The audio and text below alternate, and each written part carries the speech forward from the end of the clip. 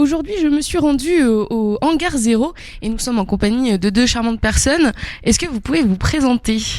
Frédéric Denise, donc je suis architecte du projet Le Hangar Zéro. Mon agence s'appelle Archipel Zéro, voilà, par hasard. Et donc moi Vincent Grenet, donc je suis bénévole sur le projet Hangar Zéro, plutôt orienté sur toute la partie communication et relations partenaires, presse et autres, justement pour aider à la promotion du lieu. Est-ce que vous pouvez nous présenter cette organisation justement ? Donc le Hangar Zéro, c'est aujourd'hui une SCIC, donc société coopérative d'intérêt collectif. Donc pour retracer un petit peu simplement, donc qui dit SCIC, donc dit société, société dit entreprise. Donc le but c'est de trouver un équilibre entre le modèle économique et l'enjeu politique qui représente dans son sein. La coopérative, donc notamment sur toute la partie modèle de l'ESS, donc l'ESS économie sociale et solidaire, c'est d'avoir une personne, une voix. Donc c'est le modèle de la coopérative aujourd'hui, contrairement à ce qu'on pourrait avoir dans le modèle de l'actionnariat, où là c'est plutôt l'argent qui prime et non pas l'humain. Et l'intérêt collectif, pour finir de présenter le modèle SCIC. Donc le but c'est de rassembler autour d'un objet.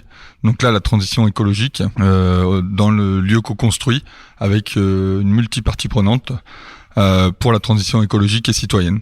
Donc le but c'est d'y associer également les institutionnels dans le but de pouvoir défendre et promouvoir un territoire. Et c'est quoi le projet initial de Hangar Zéro ? Tout au début, en fait, on avait répondu à un appel à manifestation d'intérêt, réinventer la Seine. Ça faisait suite à réinventer Paris, dans lequel il y avait plusieurs dizaines de sites qui étaient proposés entre Paris, Rouen et Le Havre, en bord de Seine.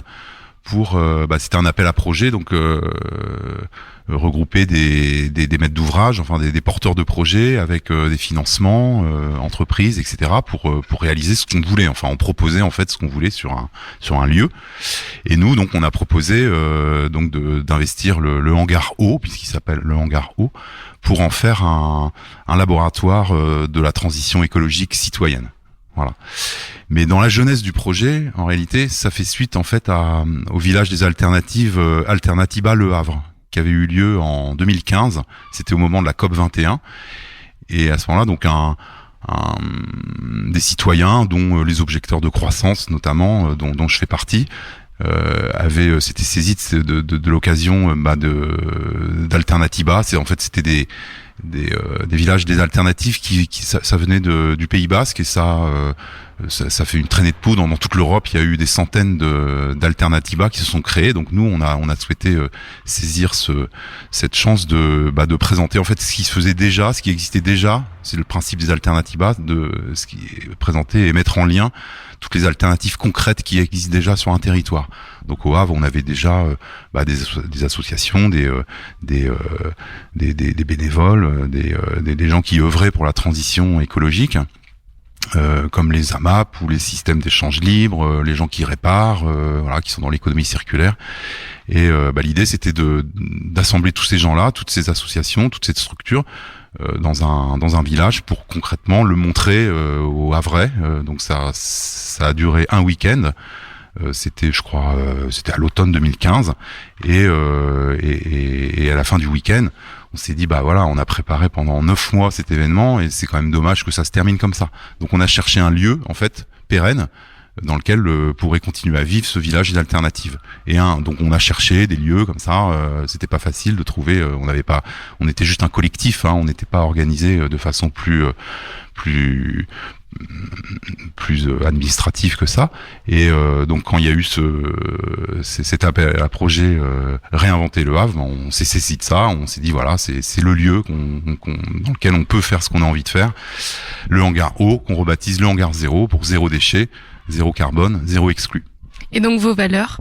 Donc nos valeurs, c'est bien entendu respect de l'humain, respect de l'environnement, et puis le partage des richesses également. Donc ce qui fait partie également du modèle d'une SCIC, puisque le but est de redistribuer les richesses, de les repartager à un ensemble du collectif.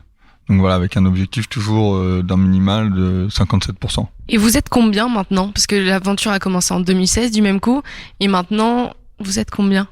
Aujourd'hui, donc la coopérative est structurée de différentes façons. Donc tout d'abord, il y a tout l'aspect collectif. Donc on est un collectif d'environ 25-30 personnes plutôt proactives dans le projet au quotidien. Autour d'un cercle de gestion et d'un cercle d'orientation. Donc c'est les deux, on va dire les deux entités qui permettent justement de faire avancer le projet, de prendre les décisions, de faire remonter et descendre les informations, et surtout de faire vivre auprès des sociétaires, puisqu'aujourd'hui on est une coopérative qui avoisine entre 150 et 200 sociétaires. Donc le but c'est justement de faire monter, descendre les informations et d'être en système circulaire et non pas hiérarchique comme on peut le connaître dans d'autres structurations. Et concernant vos partenaires, est-ce que vous pouvez nous en parler ? Oui, donc le projet, et Frédéric pourra confirmer, donc on est suivi par l'ADEME, la région Normandie notamment, et puis et la communauté urbaine Seine Métropole, voilà. Et puis la ville également dans le cadre du bail amphithéotique que nous avons signé. Et donc vous proposez plusieurs activités, quelles sont-elles ? Donc à l'heure d'aujourd'hui, on propose plusieurs activités dans le cadre de la construction, donc de la co-construction du lieu, notamment les chantiers participatifs qui ont réellement démarré en octobre 2019, au moment où le chantier a commencé à vraiment voir les travaux se faire à l'intérieur. Et donc aujourd'hui, on est vraiment sur une partie chantier participatif qui est de plus en plus montante et de plus en plus importante, puisqu'on a démarré sur des week-ends uniquement, demi-journée et autres, et aujourd'hui on est plutôt sur des week-ends complets qui initialement devaient démarrer lundi 20 juillet, mais avec les aléas de chantier finalement sont repoussés pour l'intégralité des semaines à partir de début septembre. Cependant, sur tout l'été, on continue à maintenir les chantiers participatifs du week-end pour les enduitaires notamment, donc où chacun peut venir. Il suffit juste d'être de bonne volonté et puis de venir apprendre sur le hangar 0 ce type de réalisation pour justement isoler tout le lieu. Donc on vient et puis on participe. Oui, donc en fait je vais parler plus particulièrement des enduitaires, puisque le hangar 0, l'idée c'est un lieu expérimental. Le projet lui-même, c'est aussi la construction du projet en utilisant tout ce qui est disponible dans un environnement proche, qui soit pas des matériaux polluants, qui prélèvent dans les ressources, etc. Donc on utilise en priorité les matériaux de réemploi, par exemple, qu'on va chercher sur des chantiers de démolition. On récupère notamment plein de solives en bois, des dalles de faux plafond pour faire des isolations, plein de choses, et de la terre et de la paille, qui sont des ressources qui sont présentes en grande quantité partout dans l'environnement, et le fait de travailler avec ça c'est pour promouvoir un mode de construction qui soit pas polluant.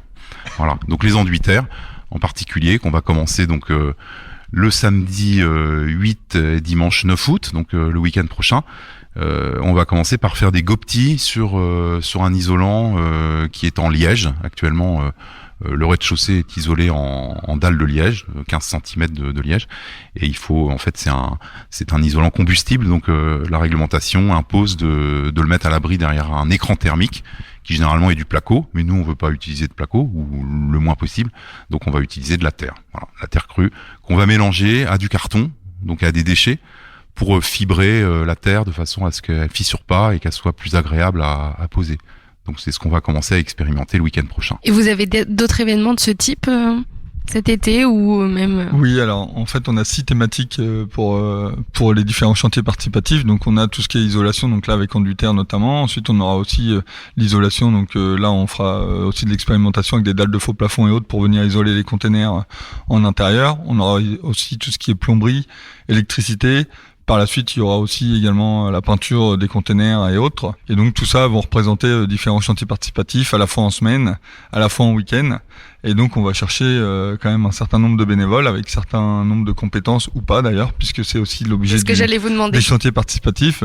Si j'avais une première chose que l'on doit avoir pour rejoindre les chantiers participatifs, en fait, c'est juste la bonne humeur et la volonté de participer à un projet collectif. Tout simplement. Donc les Havrais et les Havraises peuvent venir vous soutenir de cette manière sur ces chantiers participatifs. Est-ce qu'il y a un autre moyen ? Oui, alors tout à fait. Donc je vais revenir aussi sur la partie événement. Donc on a déjà fait un premier événement aussi concernant les journées découvertes chantiers participatifs qui avaient lieu le 27 juin. De nombreuses personnes se sont d'ailleurs inscrites. On les tient informés. On a déjà une 50aine d'inscrits. Et puis on va réitérer ce même événement donc le samedi 29 août également, où là il y aura de nouveau une journée découverte avec différents ateliers, différentes thématiques. On pourra certainement aussi faire des petits tote bags et des t-shirts logotés Hangar Zéro. Donc le but c'est toujours dans le réemploi. Voilà, et puis aussi de pouvoir communiquer sur la ville autour du projet, et donc d'avoir des petits goodies comme ça dans le réemploi, c'est vraiment top. Par ailleurs, on peut également nous suivre, donc on a toujours un site de crowdfunding sur lequel justement chaque personne, chaque citoyen qui souhaite nous accompagner, nous soutenir, peut faire un don sur cette plateforme. Donc on peut retrouver ce lien soit sur la page Facebook qui est mise à jour régulièrement avec les différents éléments, ou alors également sur le site. Est-ce que vous voulez rajouter quelque chose ? Est-ce que vous avez un message à faire passer ? Alors sur les valeurs, tout à l'heure, on peut également préciser qu'on a 3 piliers pour le hangar. On les a pas forcément évoqués, mais on est autour de la production, de l'expérimentation et de la transmission. Donc vraiment, pour rappeler ce qu'a dit Frédéric au début du podcast, c'est justement laboratoire de la transition écologique et citoyenne. Et donc ça, c'est très important justement d'avoir un lieu de vie pour les citoyens, par les citoyens, sur le territoire du Havre et de la métropole. Eh bien écoutez, merci d'avoir répondu aux questions de Westrack Radio. Chers auditeurs, c'est fini pour aujourd'hui. Merci de votre fidélité et je vous souhaite une excellente journée sur l'antenne de Westrack Radio.